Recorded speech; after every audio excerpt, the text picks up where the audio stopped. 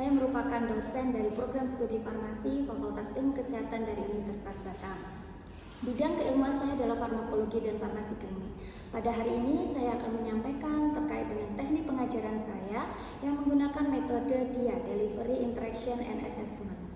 Nah, pada kesempatan kali ini saya akan menjelaskan salah satu mata kuliah yang saya ampu, yaitu mata kuliah komunikasi dan konseling farmasi dengan bobot 2 SKS yang terdapat di semester 6.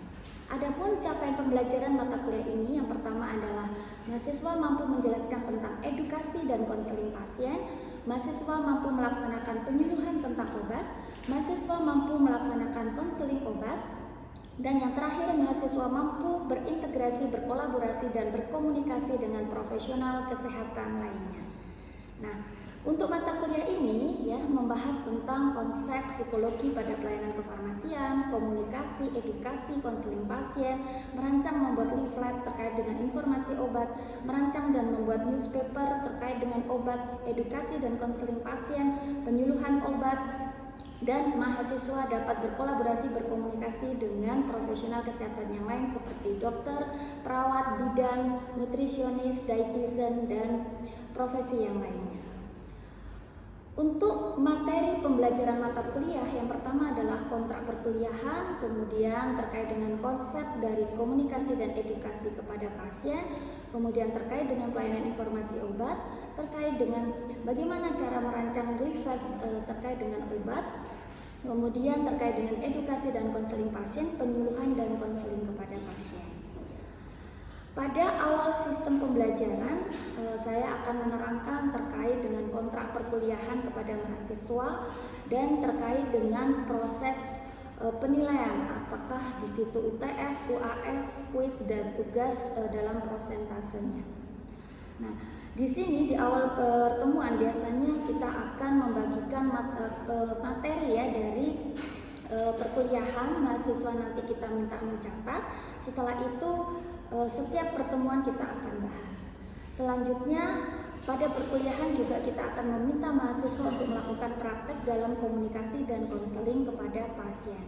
Dan mahasiswa diharapkan dapat mempraktekkan cara konseling kepada pasien rawat jalan maupun rawat inap yang ada di fasilitas pelayanan kesehatan. Dan cara berkomunikasi efektif kepada dokter, kepada nurse, bidan, dan profesi kesehatan yang lainnya. Selanjutnya, saya akan menampilkan dari proses pembelajaran yang saya lakukan pada mata kuliah komunikasi dan konseling farmasi. Selamat menyaksikan.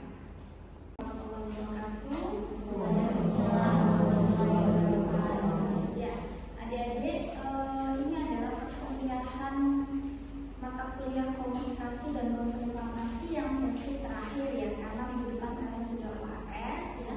Jadi ini adalah pertemuan yang ke-16 ya. 15 ya.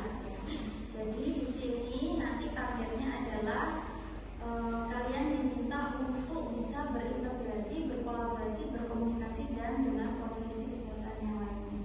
Nanti kita bahas ini hari ini ya, dan kita akan oke. Sebelum kita mulai, kita berdoa terlebih dahulu ya. Doa saya pimpin. Doa dipersilakan.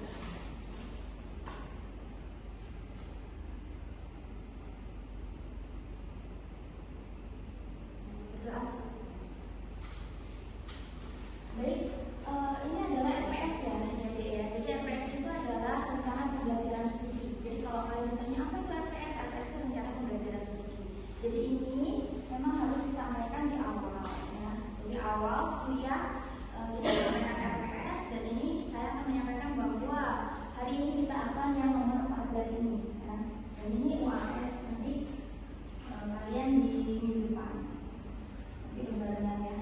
Nah, kemudian saya akan melanjutkan materi dari KKR ya.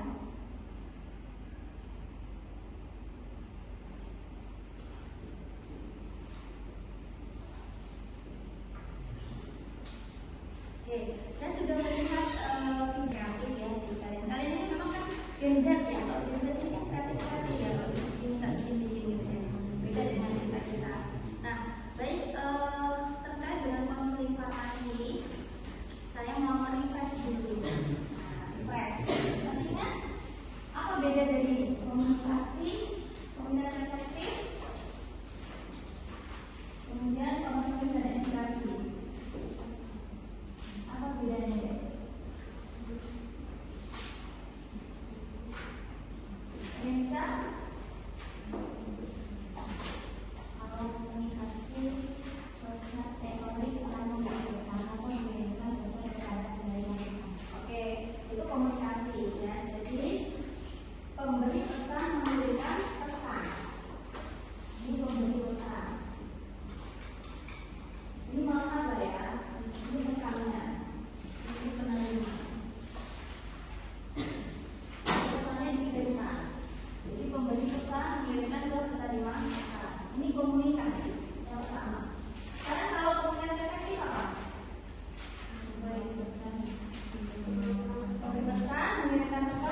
Menerima pesan, terus tambahannya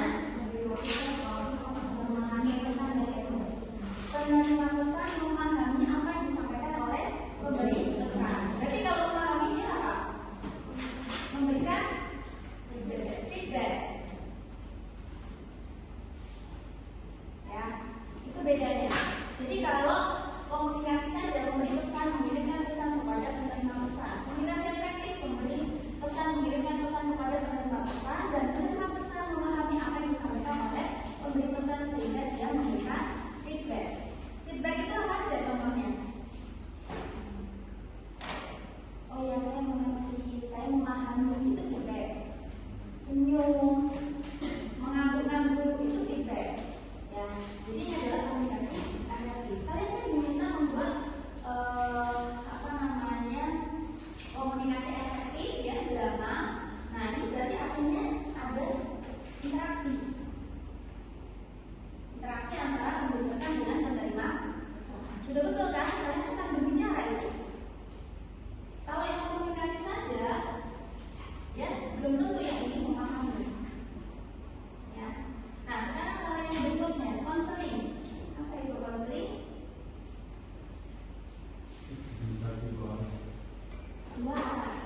Ya, dia dua arah. Ini apoteker, ini pasien. Apa bedanya komunikasi efektif dan konseling?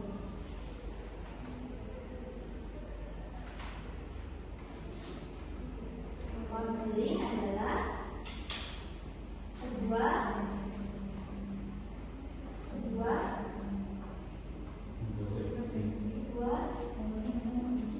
komunikasi efektif yang kepada pasien. Karena dia memberikan feedback. Dia dua arah. Nah, sekarang kalau edukasi satu arah. Contohnya, apoteker memberikan pesan kepada pasien. Kita nggak butuh pasiennya mengangguk, kita nggak butuh pasiennya mengiyakan, kita nggak butuh pasiennya menceritakan histori dengan pengobatannya dia, histori dengan penyakitnya. Kita nggak perlu menanyakan itu. Nah, ini adalah edukasi. Contohnya apa kalau edukasi? Pio. Contohnya gimana? Ibu, ini obatnya kandesakan diminum sekali sehari sesudah makan. Nah, itu seperti kali kita menyerahkan obat ini ke edukasi. Ya. Nah, kalau konseling gimana contohnya? Kalian kan sudah coba konseling ya. Jadi kalau konseling gimana? Pasiennya kita punya riwayat PDN. Keluarganya ada nggak yang sakit hipertensi? Orang tuanya ada nggak sakit hipertensi dan dia ibu ada riwayat itu? Ibu ada mengkonsumsi jamu di rumah? Ada nggak ibu mengkonsumsi TCM? Jadi kita tanya. Jadi kita butuh adanya komunikasi dua belah pihak, itu adalah konseling. Bisa dipahami ya sampai di sini ya. Jadi beda dari empat ini harus melakukan betul. Kalau nanti kalian sudah bekerja di rumah sakit, di puskesmas, di klinik, gitu ya, yang dilakukan ya ini pasti nanti kalian akan dibutuhkan komunikasi efektif. Ini ada pelatihannya sendiri. Terus kemudian kita harus diminta bisa melakukan konseling dan edukasi. Kalau komunikasi ini bagian dari ini ya. Jadi biasanya dia nggak hanya komunikasi, tapi kita diminta untuk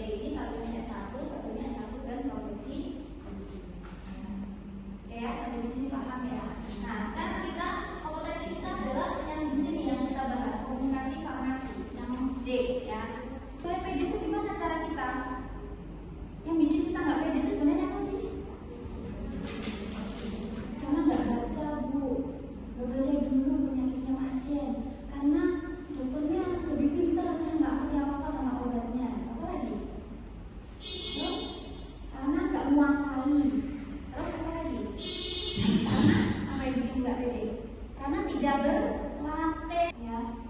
Jadi farmasi harus pede. Kemudian kita harus bisa berkomunikasi dengan dokter. Oleh karena itu nanti kita belajar ya.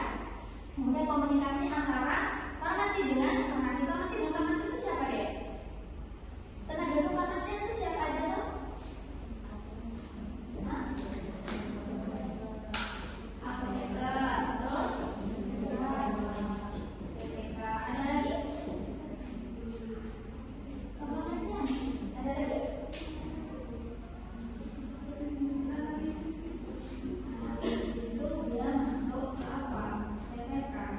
Jadi PPK itu sekarang istilahnya adalah vokasi farmasi. Vokasi farmasi itu oleh apa? Pendidikannya D3 dan S1. D1 dia masuk di mana? Sama SMF. Dia masuk di mana?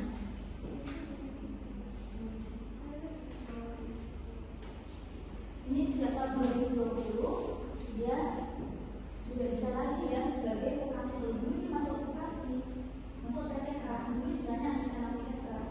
Sekarang nggak bisa.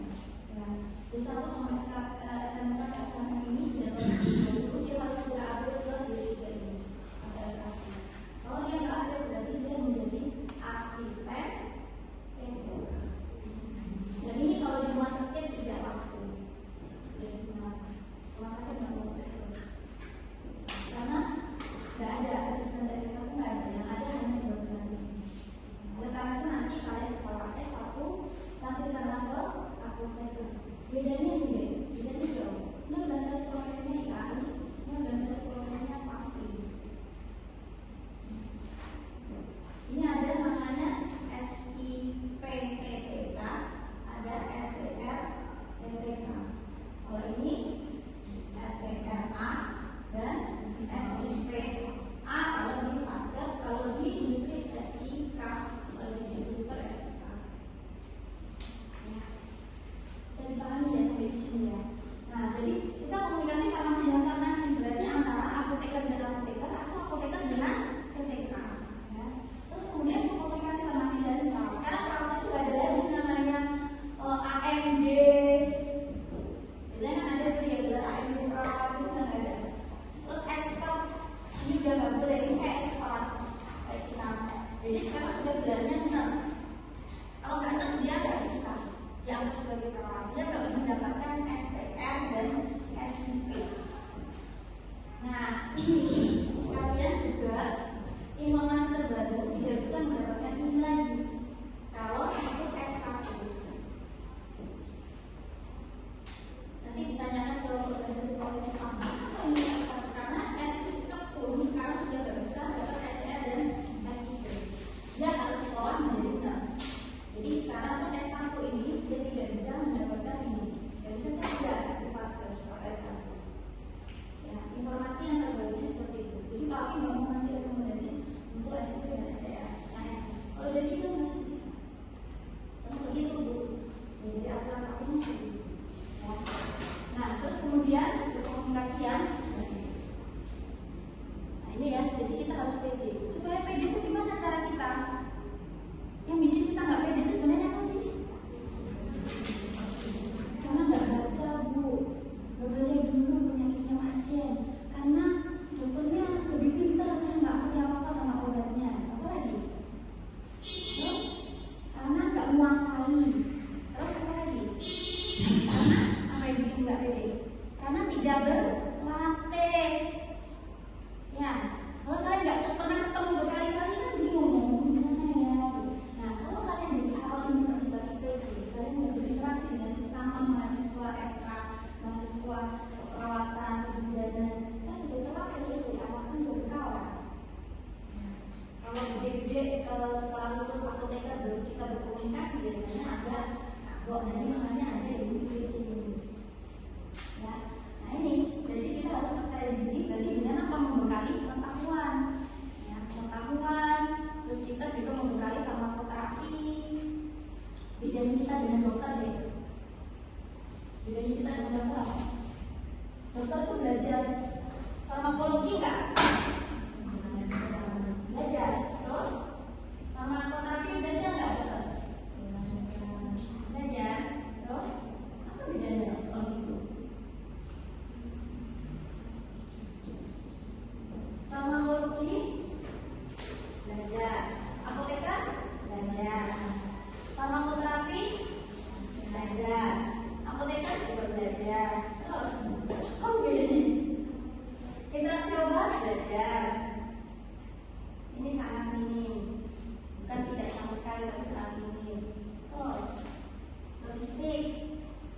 Tidak belajar sama sekali. Ya, pelajaran kayak kemana? Belajar mulai dari perencanaan pengadaan itu tidak belajar sama sekali. Terus apa lagi? Tentang stabilitas obat. Ini nanti diterangkan itu yang apa ini disiplin. Kompatibilitas obat. Ya, tidak belajar sama sekali. Terus apa lagi? Banyak loh sama kita yang videonya nggak belajar. Terus apa lagi? Efek samping obat. Dia nggak belajar atau tidak. Terus PPO. Dia belajar. Ini sisi dari medis ya.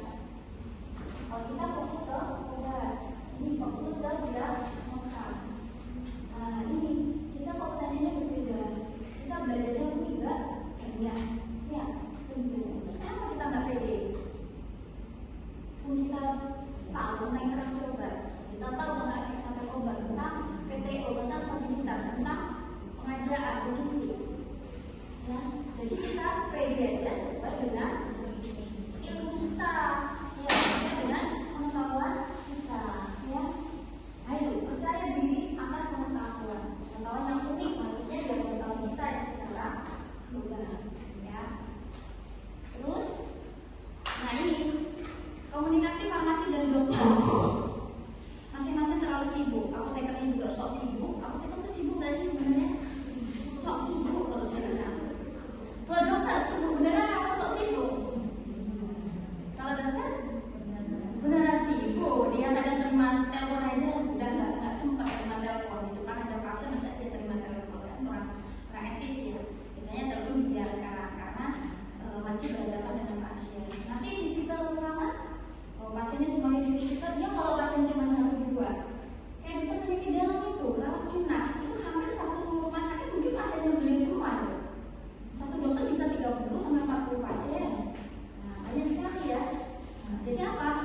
Kalau misalnya dokter itu nggak ingat satu persatu pasiennya ya wajar. Pasiennya segitu banyak yang rawat inap, belum lagi yang di rawat jalan. Jadi dokter itu memang sibuk ya. Kalau kita sok sibuk. Kita juga sibuk ya, kita sibuk juga. Nah ini kan masing-masing kesibukan. Nah terus gimana antisipasinya? Antisipasinya gimana? Berarti harus ada waktu yang diluangkan ya, time.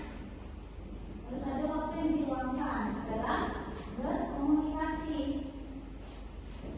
Terus dokter apakah menganggap kita lebih rendah? Itu perasaan kita. Banyak dokter nggak menganggap begitu. Dan ini termasuk merasa lebih rendah dari dokter. Masa lebih rendah karena apa? Karena nggak paham sebenarnya. Kita tuh sebenarnya lebih paham loh kalau terkait dengan ini. Terus dia nggak paham. Terus keilmuannya sama ya, dokter untuk lulus 6 tahun. Formasi 5 tahun. Kalau spesialis oke lah beda ya. Spesialis dia tambah 5 tahun sampai 6 tahun. Kalau apoteker S2 cuma 2 tahun. Nah seringkali yang berbeda di situ. Paham ya? Belajarnya itu jauh lebih panjang videonya. Makanya kalau berdebat dalam keilmuan, kita sampaikan keilmuan kita yang tentang obat. Kalau terkait dengan diagnosa itu area video, ini area sih. Kita nggak boleh ikut-ikut terkait dengan diagnosa. Kalau terapi kita bisa memberikan rekomendasi. Nah sekarang masalahnya Bu, kami tuh sering loh Bu memberikan masukan kepada dokter, dokternya nggak mau mengakses. Terus ditanya kesel. Nah ngapain kesel? Dokter tuh boleh tidak mengiyakan apa masukan kita. Kenapa begitu ya? Karena dokter itu siapa deh? Leader ya, dia adalah leader dari tim itu tadi.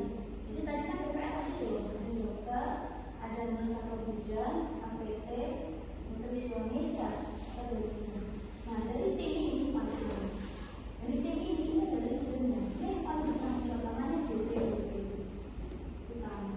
Dia dokter penanggung jawab pasien utama. Jadi kalau ada apa-apa, dia ini yang bertanggung jawab full. Oleh karena itu kalau misalnya apoteker kasih masukan ke dokter, dokternya tidak mengiyakan maksudnya ya, tidak mengiyakan dalam arti diterima tapi tidak di apa ya istilahnya. Dok ini ada interaksi dok,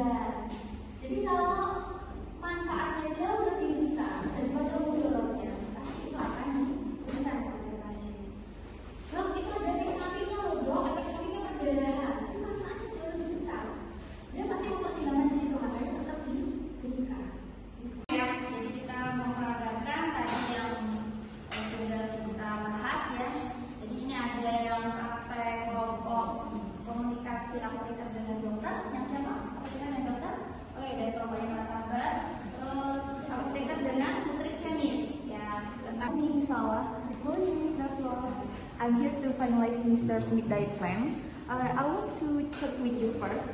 Are there any food restrictions based on his medication? Have you noticed any potential food drug interaction?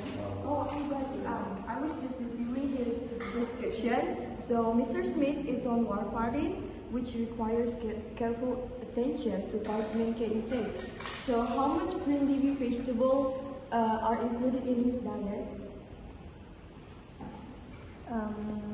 Right now, his plate includes a mix of spinach, kale, and broccoli, since they are rich in vitamin and fiber. But I know vitamin K can interfere with warfarin. What's the best approach? Thank you, Mr.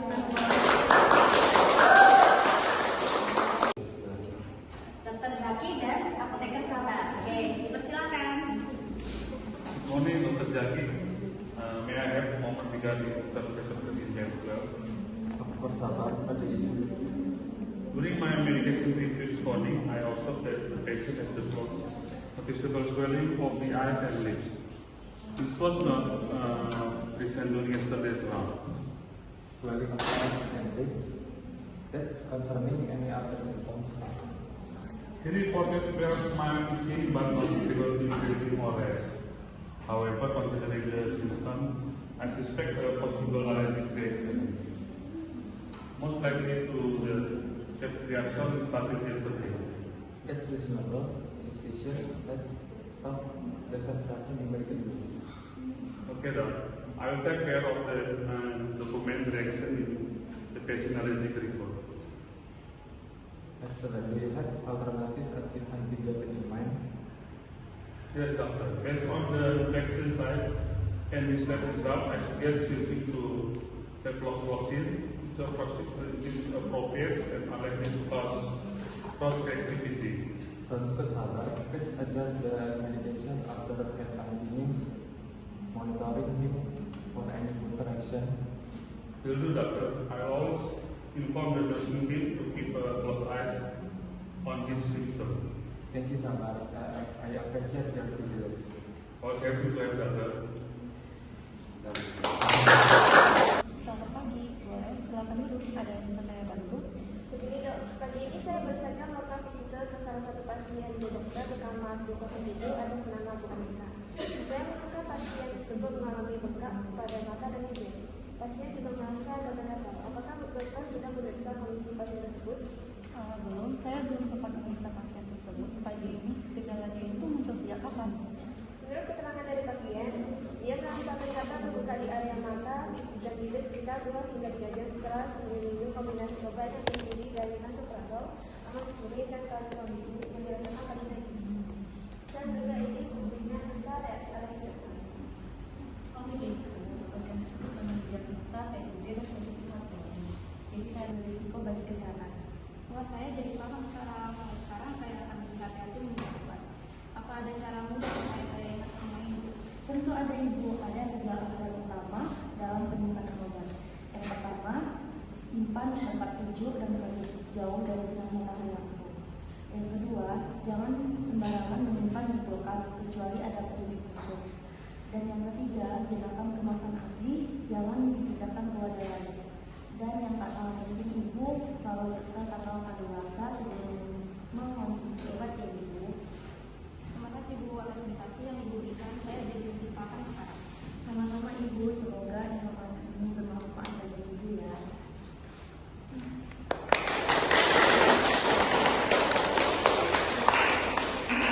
Cukup sekian ya, berarti kita ketemu di minggu depan. Kita sekian video pembelajaran dalam mata kuliah komunikasi dan konseling farmasi dari program studi farmasi Fakultas Ilmu Kesehatan Universitas Batam. Terima kasih kepada semua pihak yang membantu pembuatan video. Terima kasih kepada Bapak Kaprodi dan Ibu Sekretaris Prodi Farmasi. Terima kasih kepada Bapak Dekan Fakultas Ilmu Kesehatan dan terima kasih juga kepada Universitas Batam. Terima kasih kepada Kemendikti Saintek dan Asosiasi Perguruan Tinggi Penyelenggara dari Serdos. Semoga video ini dapat menjadi pertimbangan baik dalam pengajuan sertifikasi dosen tahun 2025. Terima kasih.